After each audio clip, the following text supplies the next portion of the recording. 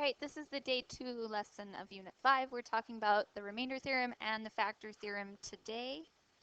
So last time we worked on division and we did both synthetic division and long division. So we're going to start today by finding a quotient and remainder. So it says find the remainder and quotient and remainder when f of x is divided by x minus 5. So our function f is right here. The first thing we're going to do is divide by x minus 5. If we do synthetic division with that, as a quick reminder, we are going to put outside right here the 0 that goes with the factor x minus 5, and the 0 that goes with the factor x minus 5 is a positive 5. And then along the top here, we're going to put the coefficient 2, negative 13, negative 7, and 4. And to do synthetic division, if you remember, is you drop down the first coefficient there, so it's a 2, and then you multiply the 2 by the 5. We always multiply by this 0, 2 times 5, and that goes in the next column. And then we add up that column, and in this case we have a negative 13 plus 10, that's a negative 3. And we take that negative 3 and now we want to multiply that by 5, and that gives us a negative 15. Get that, whoops, that out of the way. And then we add that column up. Negative 7 minus 15 is negative 22. And then we multiply that number, negative 22, by 5, and it goes in the next column. Negative 22 times 5 is negative 110. And if we add that up, we get negative 106. Out of the way. Okay, so if we decoded that answer, it would be 2x to the, well, our original polynomial was power 3. So the result of our synthetic division is going to be a polynomial that's power 2, or degree 2, so it's 2x squared minus 3x minus 22. And then this last number, if you remember, that's the remainder. So we're going to write it as, let's see, I'm going to write it as negative 106 over the thing we divided by, which in this case was x minus 5. So this is the quotient and the remainder. The quotient is the beginning part, and the remainder is this last term. Okay, so part 2 says evaluate f of negative 5. Well, when we evaluate a function, that just means we're going to put negative 5 into our function for x. F of 5 is 2 times 5 to the third minus 13 times 5 squared minus 7 times 5 plus 4. And we can just use our calculator to evaluate that and type that into our calculator. Just be careful with your powers and your signs. And if you type that into your calculator, you should get a result of negative 106. And strangely enough, you might notice that this answer that we got when we evaluated the function, negative 106, is exactly the same as the remainder when we divide by that factor. And that result is actually true for any factor and corresponding 0. So if we have a polynomial function f of x, if we divide by x minus a, and it will give us a remainder that is exactly equal to if we had plugged a into the function. So the 0 that goes with x minus a is a. You plug the 0 into the function and it will give you the remainder. And that's the remainder theorem. So let's look at how we can use the remainder theorem to come up with some remainders. So example 1, what is the remainder when f of x is divided by x minus 1? Well, the remainder theorem tells me that if I evaluate the function, it will give me the remainder as the answer. And the thing that I want to plug into the function, the thing that I want to evaluate it for, would be the 0 that is associated with this factor. And the 0 in this case is the number 1, f of 1.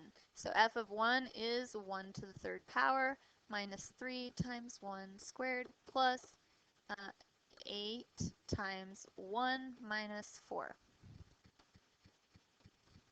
And if we use our calculator to evaluate that, we end up with crunch, crunch, crunch, type, type, type. We end up with 1 minus 3 plus 8 negative 2. We end up with 2. So what that means is the remainder is 2 if we are dividing by x minus 1.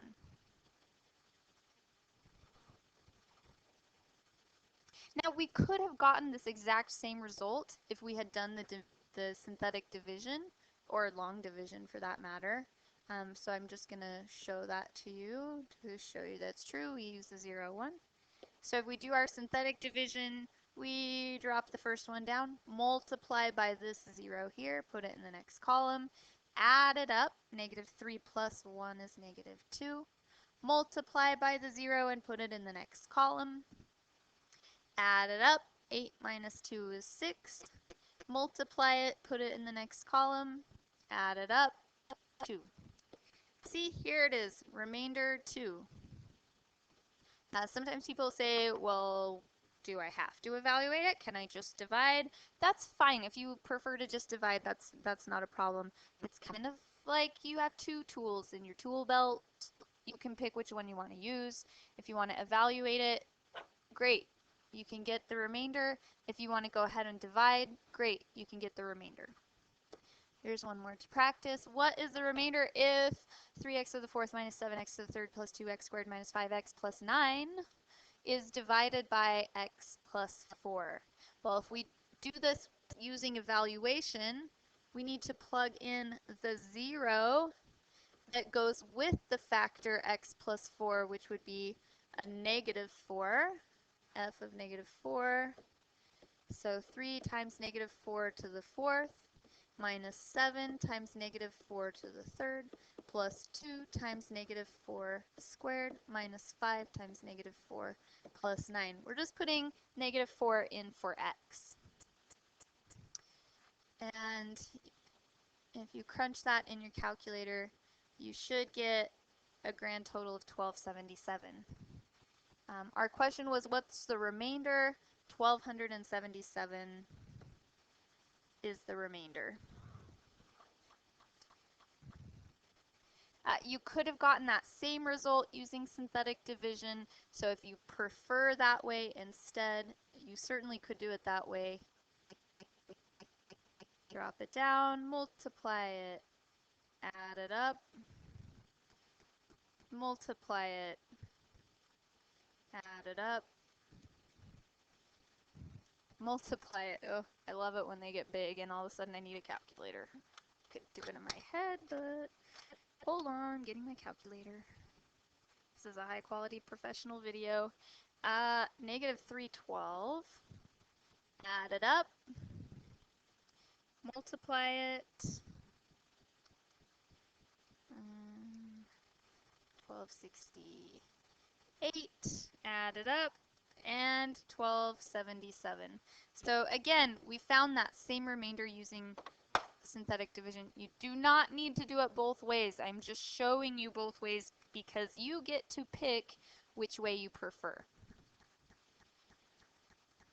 Okay, a little bit different twist on the remainder theorem here. If we have a polynomial f of x and we want to divide it by x minus 2, I know the remainder is 45. The thing I want to find out in this case is you might have noticed that the coefficient of the x squared, we don't know what it is. It's k. And we want to find out what the value of k is. So there again are two ways you could do this. We can use evaluation, or we could use synthetic division. I will show you both ways. You may choose which way you feel like works the best for you. Using the evaluation method, well, the remainder theorem tells me that if I plug in the 0 that goes with the factor x minus 2, which is 2, the answer to that, when I plug all that in, is going to be 45. So let's plug 2 in.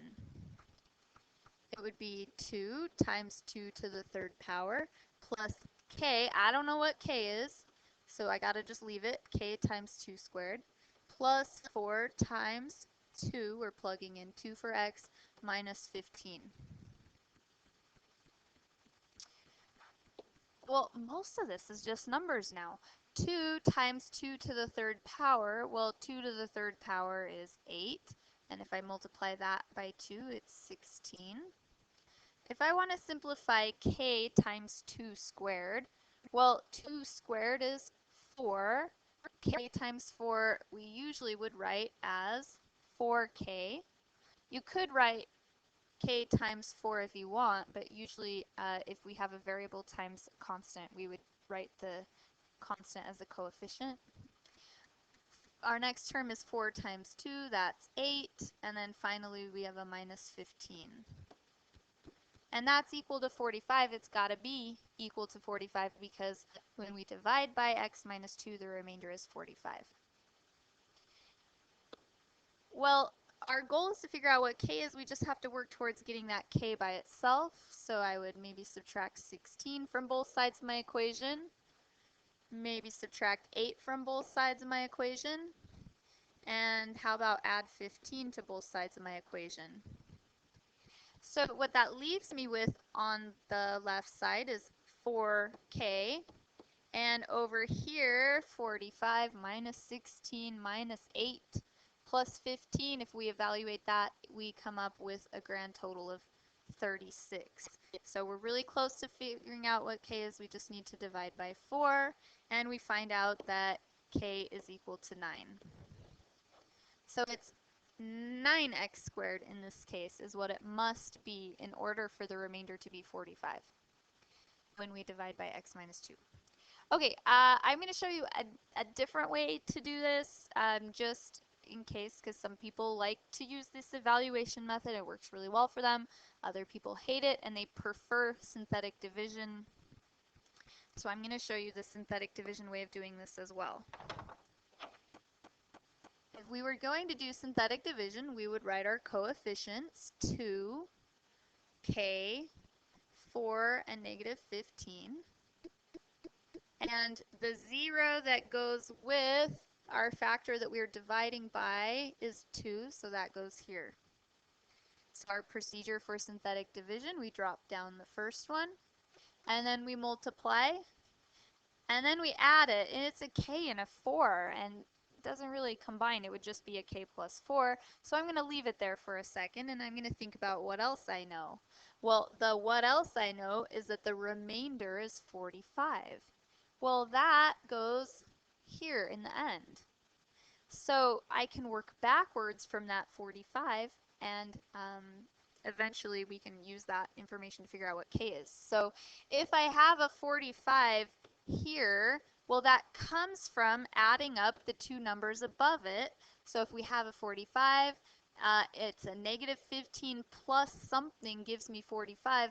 That something has got to be a 60. Negative 15 plus 60 is 45. Well, the 60 comes from this number. It's this number in the box times by 2. So the number in the box must be 30. And I'm just working backwards. The 30 comes from adding up the two numbers above it. Well, it's a 4 plus another number, and it adds up to 30, so that other number must be 26. Well, the 26 comes from this column. We times this red box number by 2 to get 26. So what times 2 gives me 26? The number in the red box must be 13. So I could work backwards towards that k. And now to find our solution, we just need to look at this column right here. Uh, that column tells me that k plus 4 is equal to 13, because when I add up that column, I get 13. So we can just subtract 4 to get that k is equal to 9. Now again, you don't need to know both of those methods. You pick the one you like. If you are okay with this synthetic division and working backwards, fabulous. It's a great method. If you prefer the other method where you use evaluation that I showed first, if that's your preference, use that method. You do not need to do both. You pick which one makes more sense to you. So we've been talking lots and lots about remainders, but why on earth would we even care about remainders? Or maybe there's a certain remainder that we are most interested in finding or most interested in general. The remainder that we care about, that we want to be able to find, that is useful to us, is the remainder 0. So I want to show you why we are interested in remainder 0. While we think about numbers, because sometimes with numbers it helps us see things that we might not be able to see as clearly with polynomials. So if I had the number 36 and I divide it by 4, there is 0 remainder. It is 9 with a remainder of 0. And what that means is when there's a remainder of 0, 4 is a factor of 36. That's what 0 remainder means. It means the thing I was dividing by is a factor. And in this other case, I'll show you again. 72 divided by 9, it's 8 with a remainder of 0. Well, the fact that there is 0 remainder here means that 9 is a factor of 72. Now earlier, in an earlier lesson last time, we did a division problem that looked like this.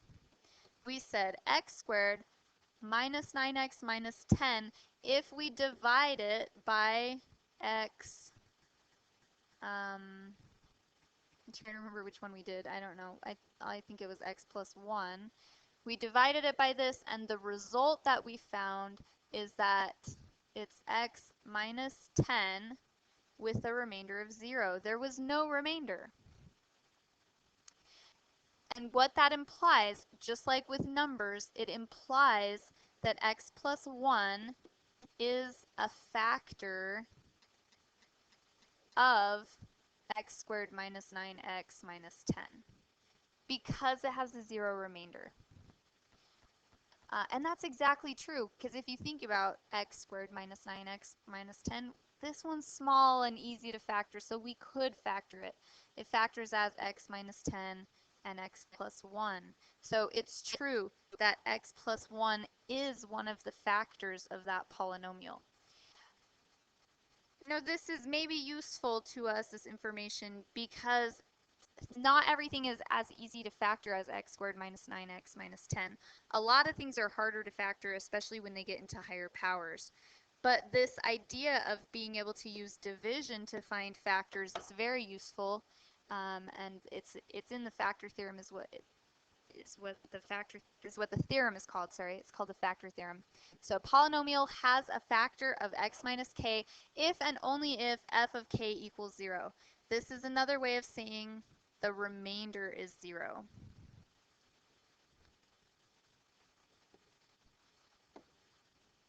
So in other words, if we know the remainder is 0, that means x minus k is a factor. Or it goes the other way as well. If we know it's a factor, then we know that we will have remainder 0. Again, this can be very useful when we have polynomials that we want to factor that are higher order.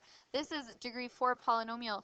It would be pretty much impossible to just factor this by thinking about it. We can do that with quadratics. Sometimes we can do that with cubics, but 4th degree polynomial is very difficult to factor. But we can use division to test factors to see if they are one of the factors. And when we do that, we can essentially use division to help us factor the polynomial. So we're using x to the fourth plus 2x to the third minus 7x squared minus 8x plus 12. I want to know, is x plus 2 a factor? The easiest way to determine that is to figure out what the remainder is. You have two choices for how to figure out that remainder. You can evaluate the function by using the 0, -2, or you can, if you prefer, just do synthetic division. If you choose to plug it in, you would just have to make sure you're being very careful, of course, with the signs in particular. Oh, it's a very long polynomial. Move that over. And you can plug that in your calculator. I'll let you plug that in. If you prefer to use the synthetic division method,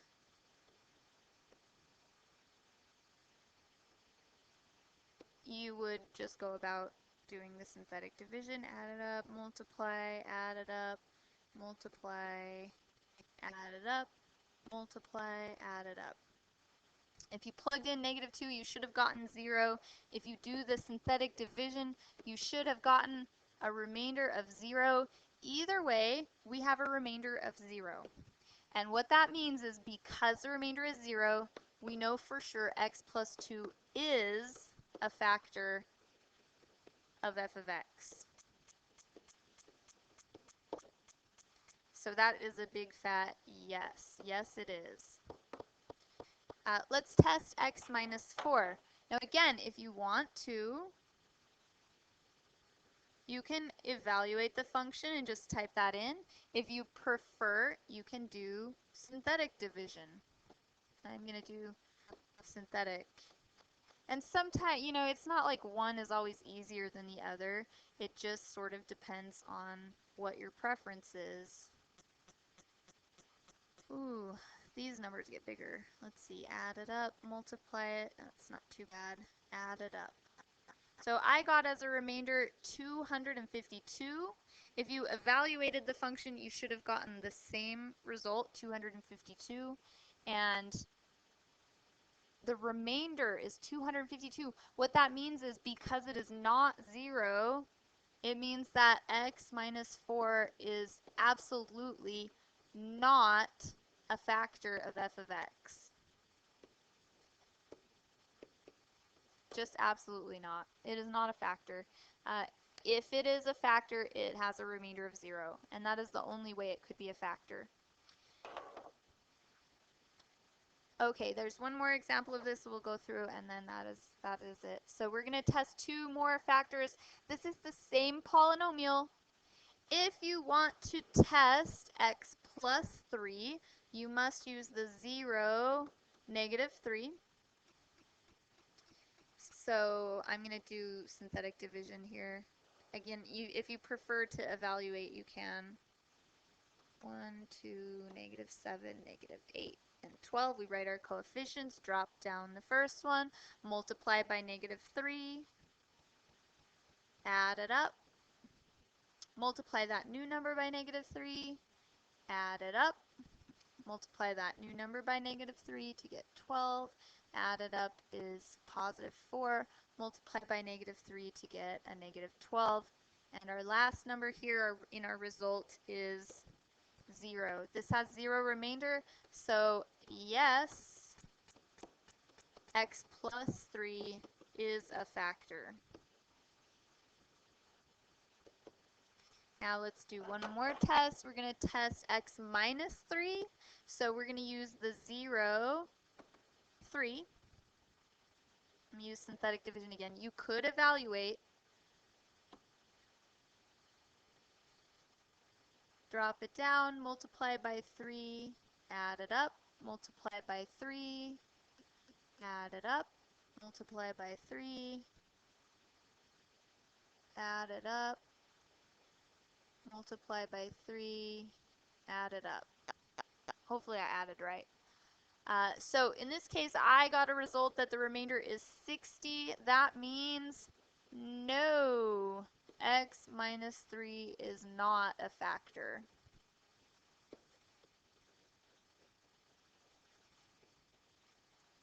And that is it for this lesson. Next time we'll be really continuing this idea of finding factors of polynomials. If you need some help, please come in and see me. I would be happy to help you. That's it.